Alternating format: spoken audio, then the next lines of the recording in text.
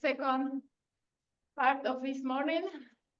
So our next speaker is Dario Rodrigues. He will tell us about LAMBDA laboratory.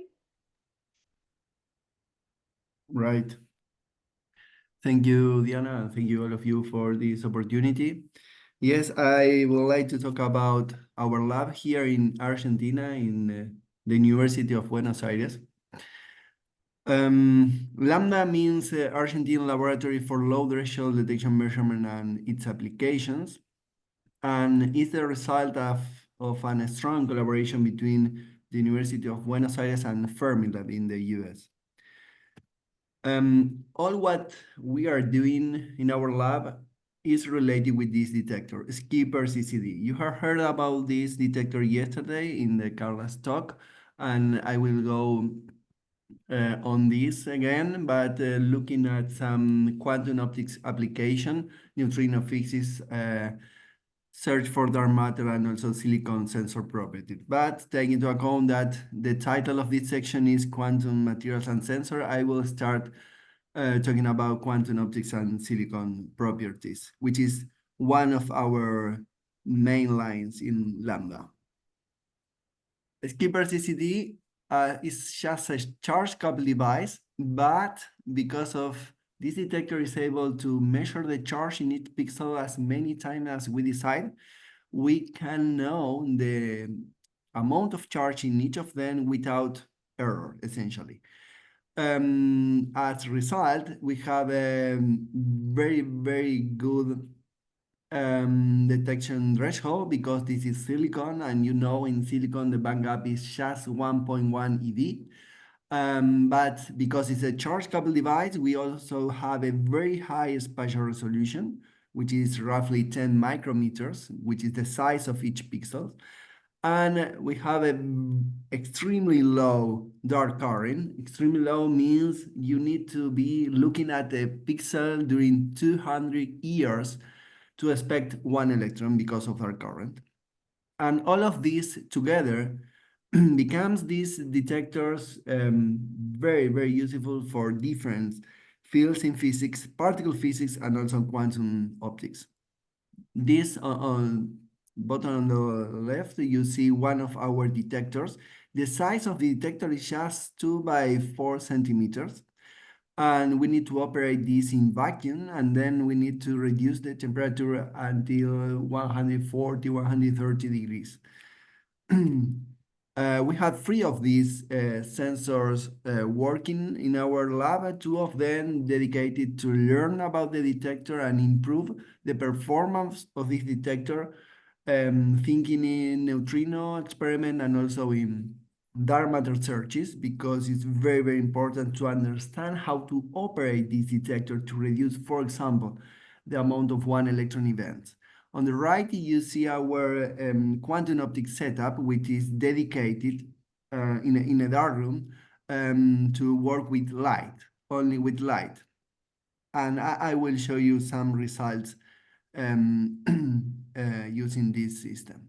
So going to sensor properties, this detector, again, because of the capability of counting electron by electron, not only if we have 1, 2, 3, we are able to distinguish between 1,000 and 1,001. This capability allows us to determine the energy we require to produce one electron hole pair in silicon, which is 3.75 eV. But not only that, using silicon and X-rays, we were able to determine the Fano factor below 1 kV. This was impossible using charge-coupled device because of the noise, but without noise, we can reach sub 1 kV energy and learn which is the relationship of between the variance and the charge when X-rays hitting the detector. So because of the single electron capability, we are also able to distinguish between single electron photons. We can count photons one by one, and we can do that even in an infrared regime. On the left, you see one of our setup dedicated to this experiment, where with infrared light, we illuminate the detector, but the amount of light was so tiny, enough to have 1 or 2 photons per pixel. That's it. So if with the best commercial detector, you take an image, you take a picture like this, you will see nothing, like in the first image of this GIF over here. This, nothing. But after doing many measurements of the charge in each pixel, not many images, it's the same picture, but we measure the charge in each pixel as many times as we decide. The result is we can see the information behind the noise, the lambda letter in this case. Just for obvious reason for you, you know the result of the football team and the Argentina team in the last World Cup. So we were playing around this, looking at the third start here, and it appeared after making, let's say, 366 measurement. It means that we reduce the noise in a factor 16, because the noise is going down like 1 over the square root of the number of samples. So using the same technique, we can put the title of our paper in an image, and we can see this after reducing the noise. And this has, of course, also applications in astronomy. In fact, recently, one skipper CCD was installed in Chile, looking at the sky, because, for example, if you are looking for dark matter, exoplanet signals, having this very low threshold, very low dark current, and very low redound noise, this is a wonderful detector also in astronomy. And because of the same characteristics, the same features allow us to look for dark matter in space. At the end of the next year, Fermilab and the Urbana-Champaign University in the US will put one spacecraft with an skipper CCD inside, just to look for one 3.5 kV X-ray signal that can be produced by dark matter annihilation. So there, we are working also in the in one not new but very simple and nice technique, which is called coded aperture. It's just a generalization of what we all know about the pinhole camera. If you have a pinhole, you can make imaging doing something like this. But if you put, instead of only one pinhole, you produce a lot of them in an aperture like this, then you will have, of course, this, you will superimpose all of the images, each because of one of them related with one single pixel. But if you can take this picture, then you can reconstruct the object using the Fourier reconstruction. Thus, is very simple to explain in terms of the convolution of the object and the mask. But the point here is that some reason to lose information is the noise. But if you have an skipper CCD, let me show you what is the consequence. Suppose you have an object like this, and this is the aperture. This is the wall through the light need to pass. So if you want for the light to pass through this wall, you will see something like this. Nothing, because of the because here you have all the images together, and the reconstruction, of course, will be nothing. But if you have a skipper CCD and you can get rid of the term related with the noise, the result is the object again. So we are working on this, looking at X-rays application using a skipper CCD. And my last slide regarding quantum experiment using a skipper CCD is related this last work, where we were able to make interferometry using just few photons, and we were able to reconstruct quantum state with a very high fidelity with less than 10 photons per pixel, which is again impossible using other kind of sensors. So let me go back to this point. I already talked about this application, quantum optics and silicon properties. Now I would like to discuss just a little bit how we can use this technology in neutrino physics and also to search for dark matter. Neutrino physics, as you know, is a portal to learn more physics. There are many questions, few of them here, that we would like to address in order to learn about new physics, or also to fully understand what we call the standard model. And depending on the new mediator, new beyond standard model physics, the new scenario you propose, the number of events you expect in the detector depends on the energy that the new particle release in the detector. In the x-axis here, we have the event charge, which is essentially a measure of the energy. If we go down in energy, we go up in the number of events we expect. So with one of these detectors, we are able to reach EV range, which means that we are able to see a very high number of events, even if we are looking for beyond standard model physics. So that's the reason why we are looking for neutrino physics and beyond standard model physics in nuclear reactor. As you all know, nuclear reactors are the most powerful sources of neutrinos on Earth. So we have 3 reactors in Argentina, 2 in Brazil, here in South America. So that motivates us to put this kind of detector close to the nuclear reactors. In Argentina, Atucha 2 is 100 kilometers away from the Buenos Aires capital city. It's a thermal power of 2 gigawatts. It's a nuclear reactor of 2.1 gigawatts of thermal power. The detector was located inside the dam, just 12 meters away from the core, 8 meters away, just 8 meters away from the wall of the nucleus. And the neutrino flux in there is roughly 310 to the 13 neutrinos per centimeter square per second. So here you have the map of where the detector is. Here, 12 meters away, and this is the nuclear core.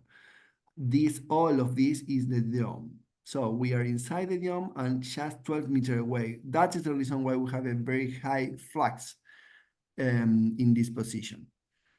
The detector looks like this. Is a small one. Let's say we have 200 kilograms of lead as shield, only that, and we are working on improving this.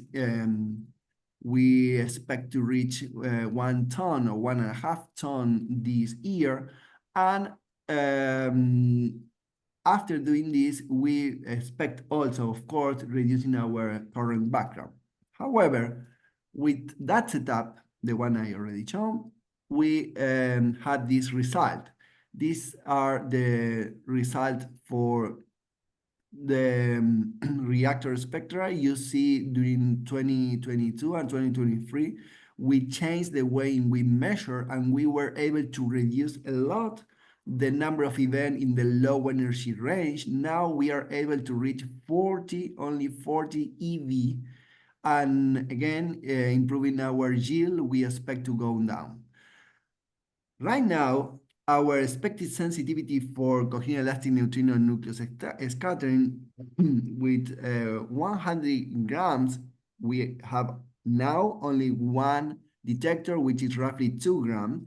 So we need to improve a factor 50 the mass and reducing the background factor 6 to reach this threshold. And in that scenario, we expect to see 7s with, let's say, 3 sigmas in roughly 1 year.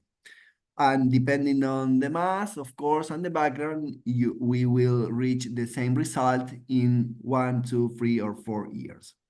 That is the status of the installation, and that is how far we are to see the seventh interaction.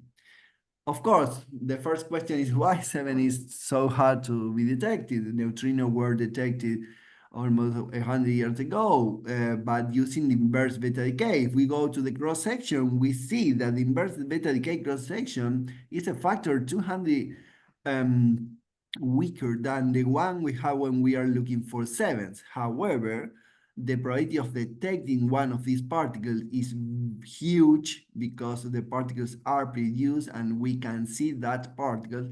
However, in this case, we have a huge probability of interaction, but the particles we need to see have very, very low energy, and that's the reason why we are still looking for this interaction in nuclear reactors. There is something else very important here. This is one of my important point in this talk.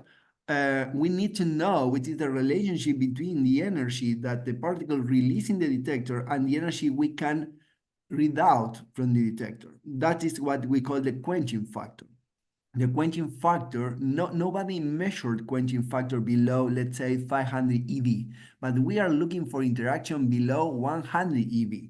So we need, the community need an experiment to determine the quenching factor at low energy. And we have very good ideas and very good technology to do that. And we are planning in a joint effort also with people from CONI. Carla also mentioned this in her talk yesterday, to determine quenching factor in that energy regime using research nuclear reactors. So, just to finish, let me say a few words regarding dark matter searches. Sensei is the experiment in which LAMBDA is involved looking for dark matter, and Sensei from 2020 have the best exclusion limited for light dark matter because of the result and a very, very high number of events expected in the very low energy regime.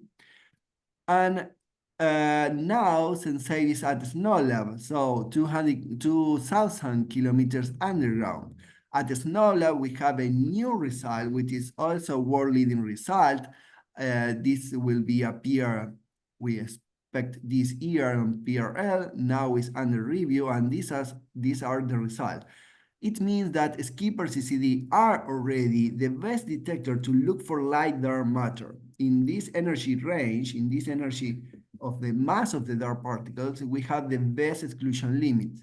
So it motivates us to look for a different candidate. And one of the most popular candidates today is the milli-charged particles. Milli-charge can be produced when a proton impacts on a target, and after this process, we can have a milli-charge and anti-milli-charge.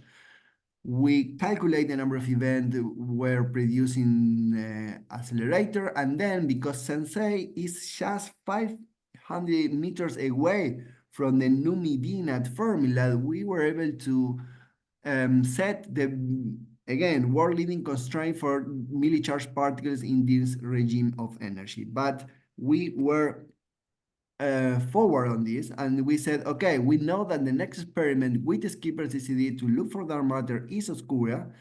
Oscura will have 10 kilograms of skipper CCD, so we need to calculate which is the expected sensitivity for milli-charge using Oscura, and LAMBDA is also involved in this. And these are the results, of course, very, very competitive, where we were also working in the idea of using the detector for tracking. And that's the reason why you see here singlet, doublet, and triplet, which means that we are looking for more than one interaction because of milli-charged particles. But my main point of this talk is that we recently produced a world-leading result because of the joint effort between two Latin American collaboration, CONI and ATUCH. Both experiments are performing a neutrino experiment in a nuclear reactor in Brazil and Argentina. We have similar setup, we have similar data, we have similar expertise, and we are working essentially in doing a very, very similar effort. Because of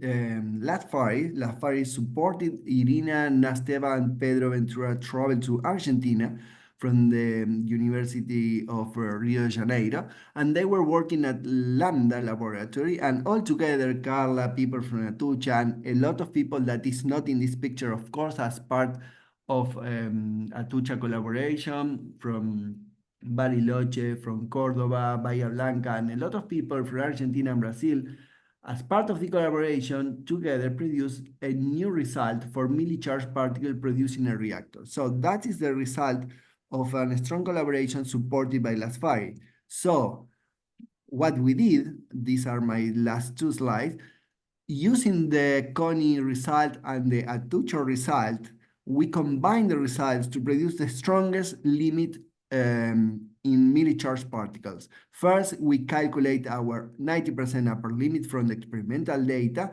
and then using the usual calculation we did to calculate the expected rate, and using a new cross-section derived by theoretical people working on silicon detectors, using this plasmon peak here in 15 eV and also the other one above 100 eV, we reach this result. This result, again, is the world-leading result of milli-charged particle produced in a nuclear reactor over 6 orders of magnitude. And that is the result of the synergy between Latin American experiments, CONI, Atucha, and the combination of both, which is better of the last best result, which was produced by the Texon collaboration. So that's it. That's all from my side. Thank you. Yeah.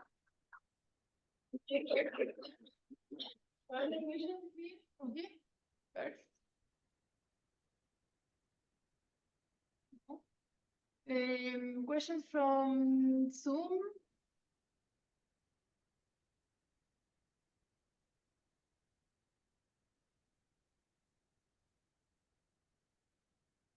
Okay, well, we can move on. Our next speaker, let's think that's okay. Yes, our next speaker is Pedro Guillaumon. It's on Zoom. Hi, Okay. can you hear me? Yes.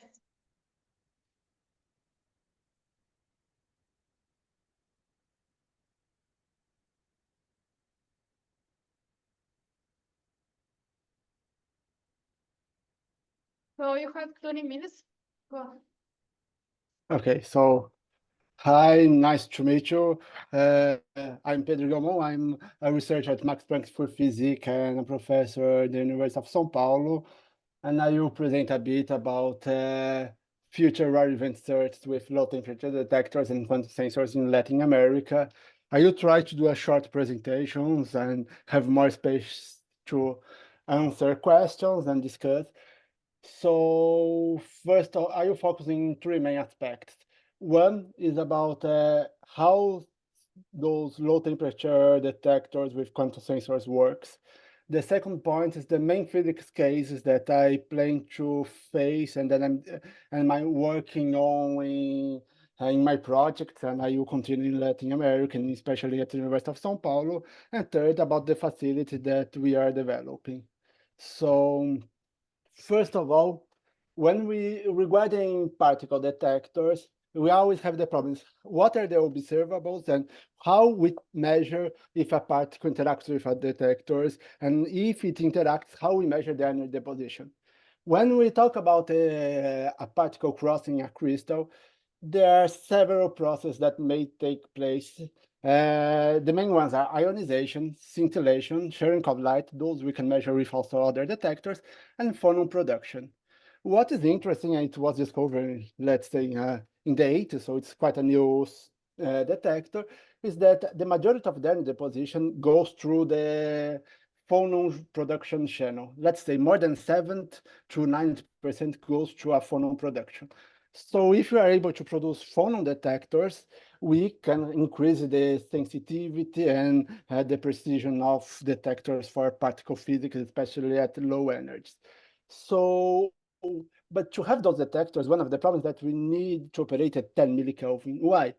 I will just do a generalization, talk about thermophonons. There are other types of detectors, but the problem is that at millikelvin temperature,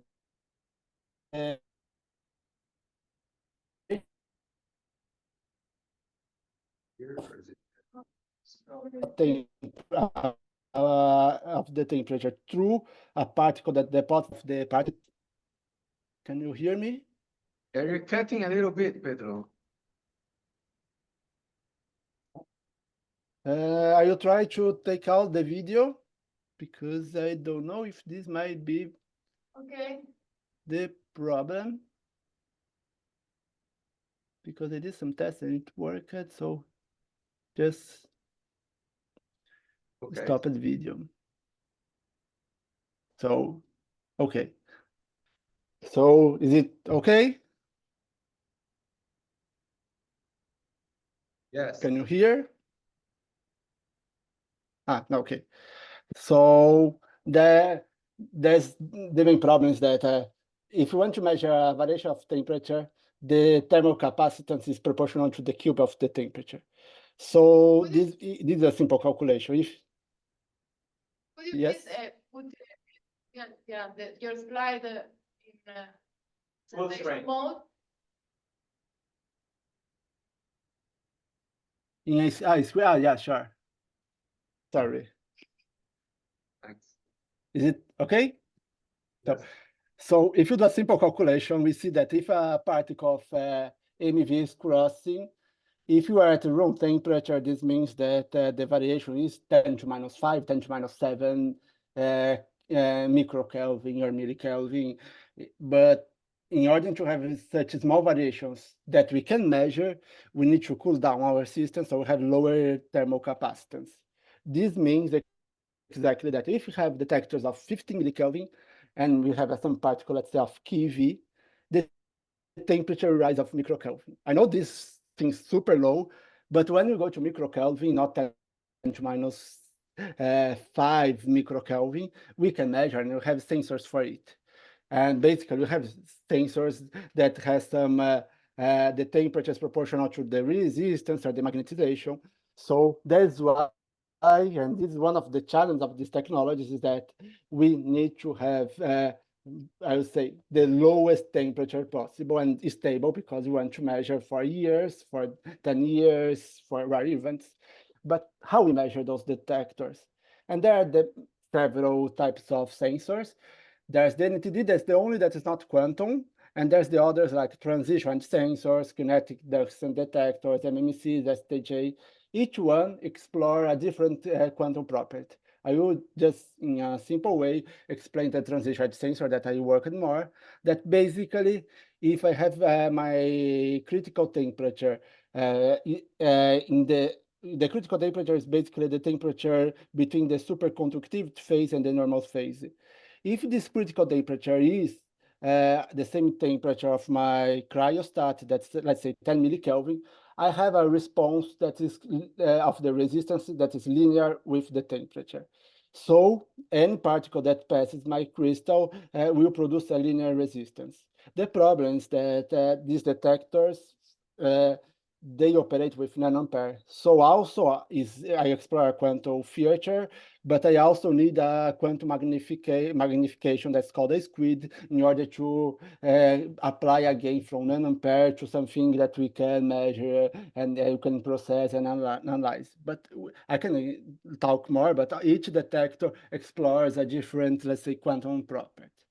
So when you say about rare event search and low temperature detectors, one interesting thing is that nowadays there's a lot of important experiments in our field exploring those two types, low temperature detectors and quantum sensors. I'm just for sake of completude showing the main ones. For direct dark matter search, we have CREST and Super CDMS. CREST, I'm a member, I'm working on. For neutrino less double beta decay, you have QUAD and CUBE.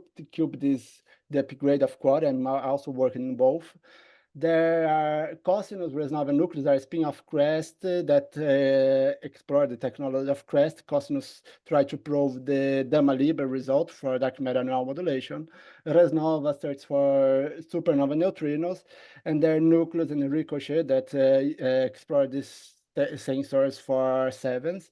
There's also other experiments like Lucha, that I'm the spokesperson, that uses the detector to search for rare nuclear decays of long life electron capture. So this technology is gaining maturity. It's still quite new, but there's a lot of interesting experiments work in the field. So now I introduce a bit about my group at the University of São Paulo that's called Quantum Sensors, a low temperature detector group. And then we have two main focus. One is to develop detector sensors for direct dark matter search for the CREST experiment, and the other to develop sensors for neutrino-less double beta decay in the framework of Quantum Cube. These are the two main focus. We have also other focus like continue developing Lucha, R&D of new detectors and sensors like exploring superconducting qubits for rare events, axions, neutrinos like Ernesto Kemp mentioned yesterday. I can also talk more how we could do this, and also develop applied calorimeters like for medical physics, environmental sciences. So let's go to the two main cases. One is like direct dark matter search. As you probably know, if we assume that there's a dark matter interacting going through a elastic scattering with a nucleus, it will produce a nuclear recoil. If we want to measure, if we are to search for sub-GeV dark matter, this means that our nuclear recoil is of the order of electron volt. And then this is quite difficult because we need to increase the exposure, increase the mass, and decrease the threshold. And in this sense, the CREST is the leader in this field because we have quite big crystals of more than cubic centimeter with low threshold of less than 30 electron volt for the crystals. Operate with transition sensors, and we measure both phonons and light from scintillation. And this CREST, I would say that's one or maybe the leading experiment in the sub-GeV search. There's also the neutrino-less double beta decay that I think is, for me, is quite interesting because if we are able to measure neutrino-less double beta decay for the first time, would be a measurement of violation of lepton number conservation, and also would be a good explanation for the matter-antimatter asymmetry and to prove that neutrinos are Majorana particles. So we would have a mechanism for the mass generation between matter and antimatter. So I think there's a lot of importance to search for this decay.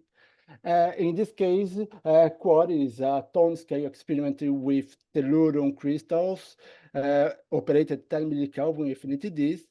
And then we are planning the upgrade that is Cube that will also have tone scale experiment, but with lithium molybdate, because lithium molybdate also scintillates. So by measuring both channels, light and phonon, we can have a background free, let's say, in the range of interest. So Cube, that's going the field of commission, will have the ability to probe the inverted hierarchy for neutrinos.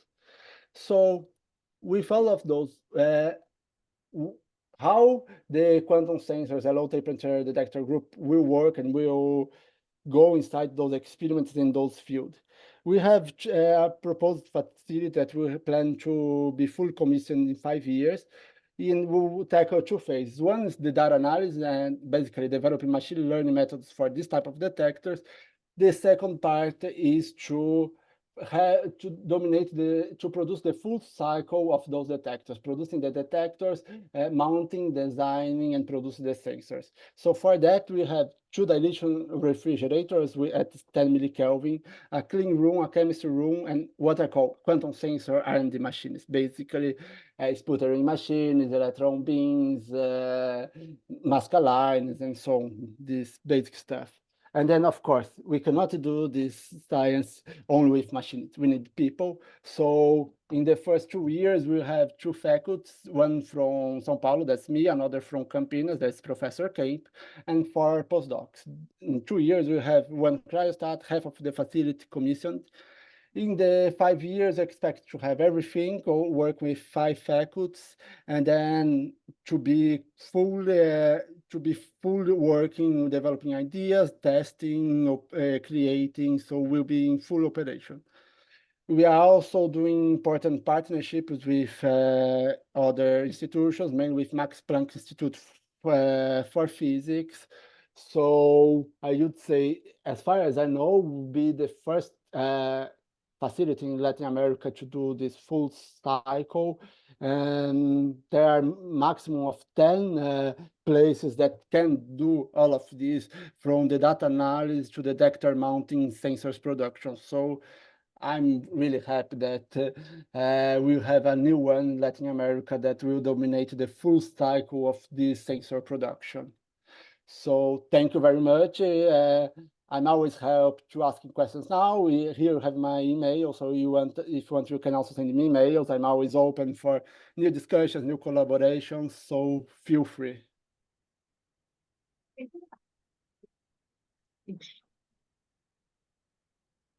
Question from. So I have a question. So Pedro, thanks for the talk. So we're planning to work this transition edge experiments in here in São Paulo. Is that the idea? Yeah, basically, transition edge sensors we will produce at Max Planck Institute, but we operate in São Paulo. We are we expect soon to buy the cryostats, squid, and so. So this will operate in São Paulo for sure.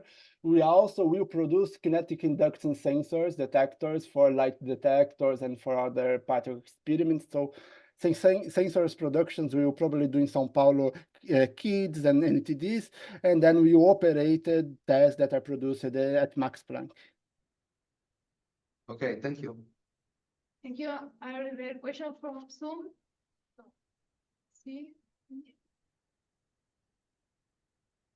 So let's we're fine with time. Let's thank. Thank you very much. Speaker is also on Zoom, I think. Alfredo Russia. Not sure he's there. Alfredo? Russia. No, it's not there. So okay. So we go for lunch. Is there any So- other one? So yeah. So I don't know. It's well the next talk is canceled. So we go for lunch here. So thanks. We recombine at 2. Yes, thank you. Thank you.